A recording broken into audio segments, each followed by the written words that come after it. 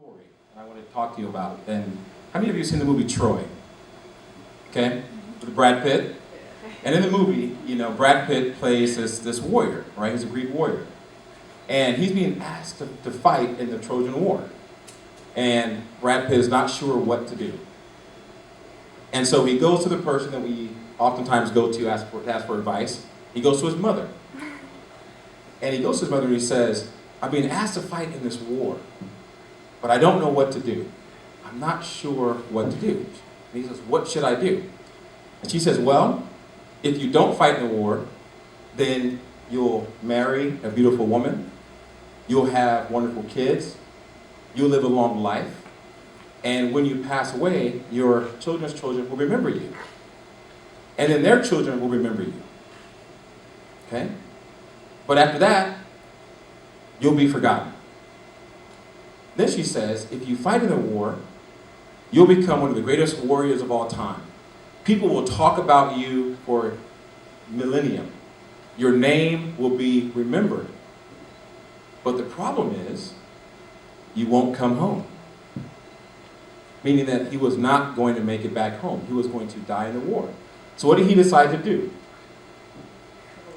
He went and fought in the war, and we're still telling that story today. And so when I was asked that question, who are the most influential people that you met at Whittier, the name Martin Ortiz came to mind. And I don't know how many of you know Martin Ortiz. He passed away. But he was someone that when I was on campus as a young African-American male, the first person to go to college, afraid, scared, not sure what to do, not sure what this was all about as a freshman, he approached me one day and he said, "Young man, I want you to come to my office." I said, "What for?" He said, "Just come by, I want to talk to you." And that first meeting turned into us talking almost every single week, once a day. And he would share stories about business, about success, about character, about life. And he taught me so many lessons. And he's someone that made the decision to give of himself for someone else. And he has since passed away. When I think about Dr. Martin Luther King, it's the exact same thing. He gave of himself for other people. And he has since passed away. I happened to meet Nelson Mandela several years ago when I went to Howard's homecoming with a friend of mine. And I'll tell you more about that later on. But there's another person that gave of himself for other people. And so when I think about the great people that have inspired me at Whittier and in life, I think about the decisions they made to give of themselves for other people. And so when I was asked to speak tonight, I said, "Well, what should I talk about?" And Anthony said, "Well, Jamar, there's so many great leaders out there, Martin Luther King and Oprah Winfrey and all these people. But we are young people trying to develop our own leadership skills. We would like to become the next leaders of the future." And I said, "Okay." He said, "Well, can you talk about how can we do that?" And I said, "I can certainly do that." And I said, "I'll call the talk Developing the Leader Within." And so what I did was I started thinking about my time at Whittier and being on the basketball team and being a Black Student Union president and student body president. And then I thought to myself, how can we look within ourselves for leadership? And if any of you follow LinkedIn, it's a professional network, and as I was preparing for this talk, a question was asked on LinkedIn. There's this group I belong to, there's 2,000 members. And the question was, what is one word to describe leadership? One word to describe leadership. And I want you all to take a second and in your minds, or if you want to write it down, think one word to describe leadership. And I monitored this conversation for 2 days. And there were words like honesty, integrity, passion, being a good listener, and all these words were on there. But there was a word that was missing that I found in all great leaders. And let's see if, as I tell you some of these stories, if we can come up with that word together. So does everyone have a word in their mind? Okay. Now, I want to start by telling you a series of stories. The first story is, I'm going to go back to my days in kindergarten. Okay? I'm going to go way back. And I went to a Catholic school. And there was a nun at that school, Sister Rosemary. And one day, we were having a potluck in the school. And all the kids were supposed to bring their favorite snack, right? Your favorite snack. And my favorite snack was something called circus animal cookies. Anybody remember those circus animal cookies? And this is a picture of it I got from Google. But these crackers are my favorite cookie. And they had pink ones and blue ones and white ones. They had these little sprinkles on them. And I didn't get a chance to eat all that candy as a young person. My parents would have let me. But whenever I had it, it was like the world just opened up. It was incredible. Now, I have 3 brothers, okay? And I'm the middle child. And so I was used to fighting for everything. My older brother got everything because he was older. And my younger brother was the baby. And so I was in the middle. And so the middle child, what happens in that situation? You always feel like you're left out. And so I had this bright idea when my mom agreed to buy these cookies for this potluck. I said, well, everyone's going to bring something. So if I take my cookies and leave them to the side, nobody's going to see them. And then I could sneak them in my backpack, take them home, and eat the cookies myself. Okay, so we're at this potluck, and everyone, my plan's working out perfectly. All the kids were eating their cupcakes and crackers and chips and everything. And I had my cookies off to the side, and then it was time for us to end the potluck. And so as I was putting the cookies into my bag, Sister Rosemary walked up to me and she said, "Young Mr. Brown, what are you doing?" And what do we say when we don't want to get caught? Nothing. And she said, "No, were those cookies for the potluck?" I said, "Yes, Sister Rosemary, but nobody ate them, so I might as well take them home." She goes, "Well, let me tell you something. Did you enjoy the cupcakes that Mary brought?" "Oh yeah, they were incredible." "Did you enjoy the candy that Rod brought?" "Oh, it was amazing." "Did you enjoy the potato chips that Susie brought?" "Oh, it was great." She said, "Well, think of it this way. Everything that each student brought to the class was their gift. The gift they shared with the class. And just imagine if Mary didn't bring the cupcakes, and Susie didn't bring the chips, and Robert didn't bring the candy, what would happen?" And I thought, oh wow, then I wouldn't have all the different snacks that were brought. And she said, "So now your cookies are also your gift to the class. And if you don't let the class share your gift, then how can we all benefit from everyone's gifts?"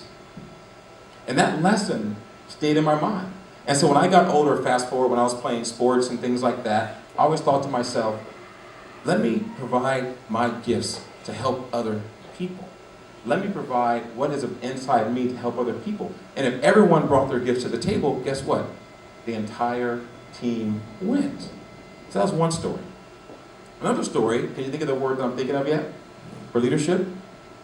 Okay, so I'll tell another story. As I mentioned before, when I was a young person, I went to private school. My parents sacrificed, just like a lot of parents out there are doing for all of you being at Whittier. It's not an inexpensive place to go to school, as we know. And I went to my mom one day. I had 3 brothers, and they were working 2 and 3 jobs at times, and they were struggling. And as a 13-year-old boy, I went to her and said, "Mom," I said, "I see you always sacrificing for us. You know, we always walk up the house looking good, dressed nice. People say how well-groomed we are and how well-mannered we are. But I said, you're wearing old clothes. You're driving a beat-up car.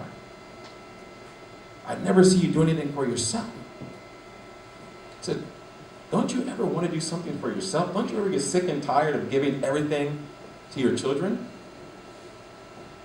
And she said, "Well, you know, I do think about having a new dress from time to time. Would like to have a brand new car." But she said, from the time that I became a parent, I made the decision that my child's life was more important than my own. I made the decision that I need to provide for all of you what I never had. And so fast forward years later, when I became a parent, and my daughter's here, Alexis, and it was this idea of how could I make my child's life better than my own? And it wasn't about material things. Now, obviously, you know, it's our responsibility as we go to college and get a good career. We should be able to provide for our families, and I've done that. But it was more important than that. How do you help build the character in your children? How do you help teach them the lessons they need to know to become the leaders of the future? And as a result of that concept, a number of things happened. since my daughter was born, I kept a journal for her. This is the 7th one that I've written. And I talk about the lessons I've learned throughout my entire life because I want her to learn from what I've learned in my life, because who knows how long I'm going to be here. The second thing is, I've also written a book. Well, a couple of books, but this is one book, and this is the first book that has her picture on the cover of it. And there's a very specific reason I'm telling you these stories, which we're going to get to. But the question is the word that I'm thinking of for leadership, is that word coming to mind yet? Let's talk about the Black Student Union. When I was at Whittier as a freshman, there were a couple of upperclassmen that approached me, and they said, "Hey, Jamar, there's this program called INROADS, and it's a program for minority students, and you get internships, paid internships, at Fortune 500 companies." And I said, "Oh, wow, that sounds great. What do you have to do?" "Well, you have to apply, you have to have good grades, but then you have to attend these Saturday work sessions." And at the time I said, "Well, I don't think so, because Saturday was my day to recover from partying Friday night." I was also playing basketball and I had work study because I couldn't afford to go here, so I had to work. And I said, "No," I'm not going to do that. And so I didn't apply that first summer. The second summer, the students came back to me and said, "Jamar, listen, what do you want to do when you grow up, after college?" I said, "Well, I'd like to run a company one day." And so, "How are you going to do that?" And you just figure, well, it's just going to happen. They said, "No, you need somebody to help you. You need someone to reach out and bring you in." And that's what INROADS is going to do. That's what INROADS did for me. And so they begged me and pleaded for me to apply to the program. And I applied to INROADS. And as Anthony mentioned, I got an internship, and that internship turned into a full-time job after I graduated. And that turned into a 13-year career at Allergan, in which I went from a summer intern to the regional sales director, one of 5 in the company, and then went off to become a VP of sales at another company. Are you thinking of the word that I'm thinking of yet that describes leadership? One more story. When I got the internship at Allergan Pharmaceuticals, I got a call from my eventual manager at Allergan Pharmaceuticals. And you think when you're just getting out of college and you're going to an internship, you're going to make coffee and copy papers and all those things. And I was prepared to do everything that I was asked to do to make this internship work. And she called me and said, "Marr, let me tell you about what we expect of you this summer." And she told me a number of different things. But then she said something that completely changed my perspective about being a business professional. She said, "Jamar, these are all the things that we want to get out of you. These are all the things we want to get from you." But then she said, "What do you want to get out of this?" I said, "What do you mean?" She said, "Well, my success is not just what you give to Allergan. It's what Allergan gives to you." And that formed my mindset of a manager. And so fast forward years later, when I am now managing my own sales team as a brand new area sales manager, they were ranked second to last in the nation. And I was told I could pretty much fire everyone for poor sales performance. And so it was a pretty bad situation. But I thought to myself, I know what my vision is for this team, to be the number 1 team in the country, to have everyone in the top 20% in sales, to have everyone experience success. But I went to the team, I said, just like the person said to me years ago, I said, "What do you want to get out of this? It's not about my success, it's about your success. And if you get out of this what you want to get out of it, then we all win." And then 2 years later, guess what? I'm on stage in Cabo San Lucas with pretty much the entire team there because they all got in the top 20% in sales, which was an incentive trip to Cabo San Lucas. And we won Sales Team of the Year. And so, are we thinking of the word that I would use to describe leadership? Anybody take a guess? What do all those stories have in common? What's that? Sacrifice. Good one. Will. What's that? Will. Will. Good. Starts with a G. Give. Leadership is about giving. And I looked at all those responses on LinkedIn. And now, yes, leaders have to be charismatic and, and the driver and all those things. But at the end of the day, it's, when you think about leaders such as Dr. Martin Luther King, think about Nelson Mandela, when you think about Oprah Winfrey, when you think about so many other people that come to mind. And like I said, the reason why I mentioned some people at Whittier, because it's not always about the the big name people. It's about Martin Ortiz, who took a young African-American man aside and said, let me talk to you. It was about Professor Suzanne Weil, who was an English professor here years ago, who encouraged me to write from the heart, who didn't make me conform to her idea of what writing was. She said, Jamar, you speak differently, you think differently, so write differently. And that gave me the courage to author my own books. And so when I think about leadership, I think about giving. But here's the important thing. Giving is part of it, okay? And I said earlier, I met Nelson Mandela, and I did. I went to Howard's homecoming years ago, and he was giving the keynote address.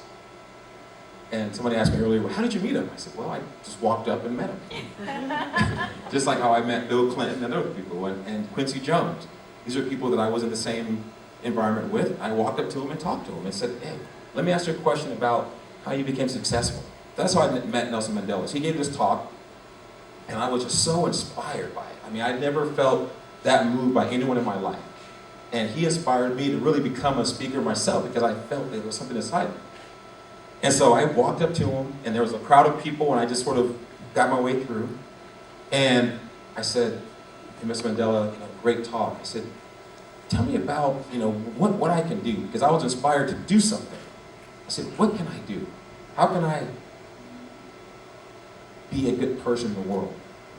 And he said, basically, you have to give of yourself. But, he said, there's more to that.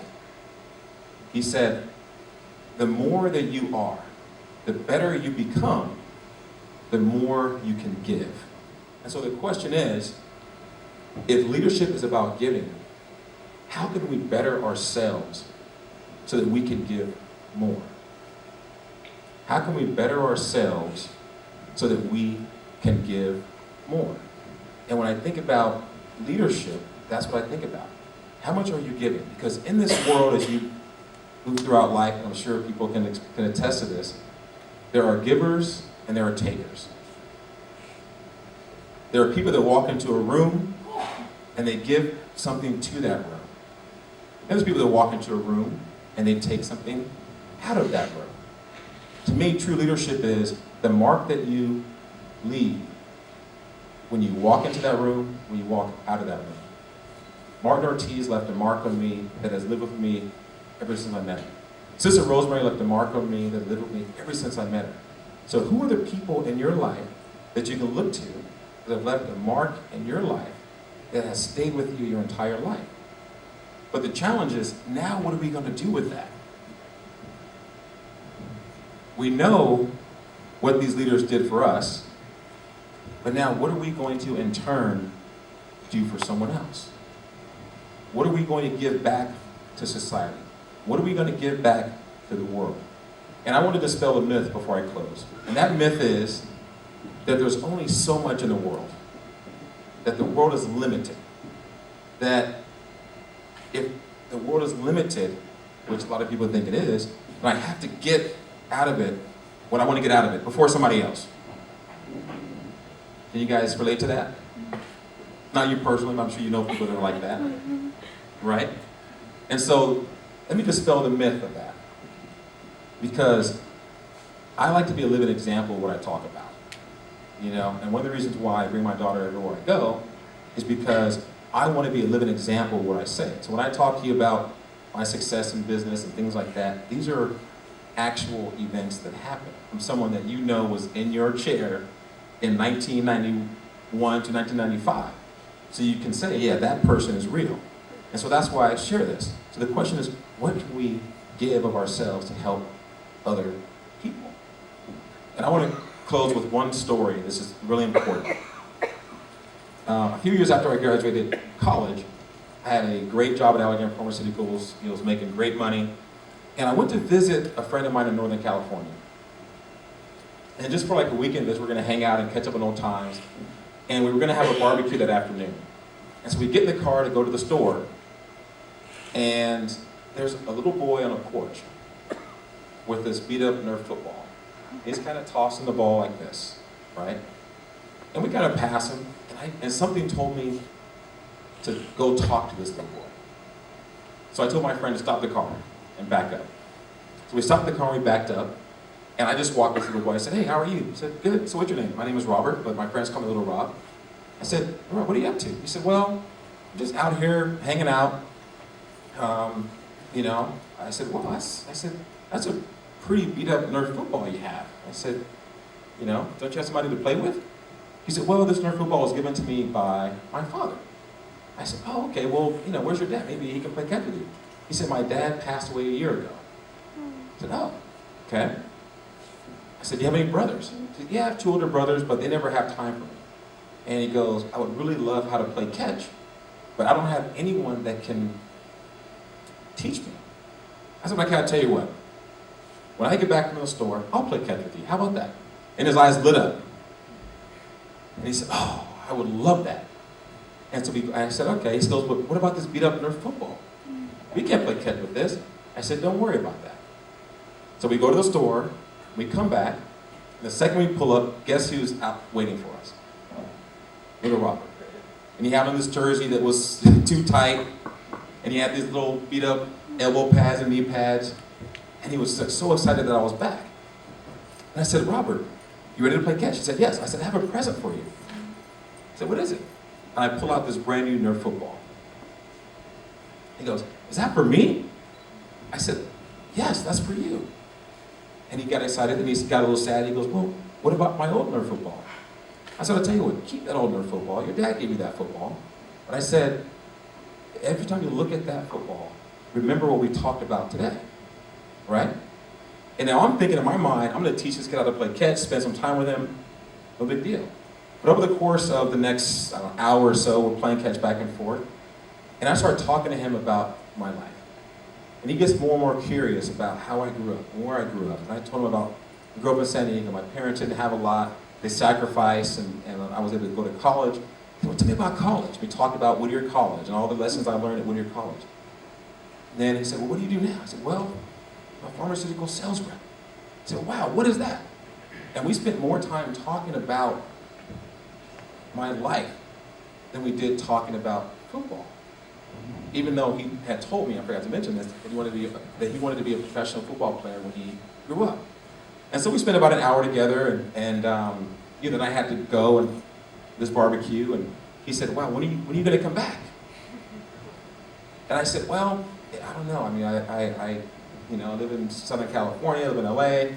I may not be able to come back. But I said, remember, when you look at that old Nerf football, don't forget what we talked about, okay? So several years later, right, I had forgotten about this whole incident. I get a call from my friend, right? And she says, Jamar, guess who I saw today? I said, who? She goes, remember that little boy, little Robert, you played catch with years ago? I said, oh yeah, how's he doing? She said, wow, he's doing great. He's a sophomore in high school now.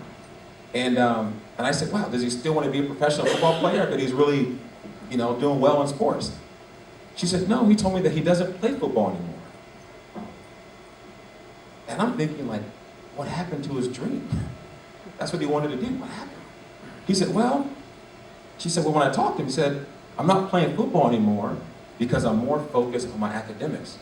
Because I want to be a professional like Marr Brown. And that story almost brings tears to my eyes. But the point I'm trying to make is give. You don't have to have a lot in life. You don't have to have a lot of money to give.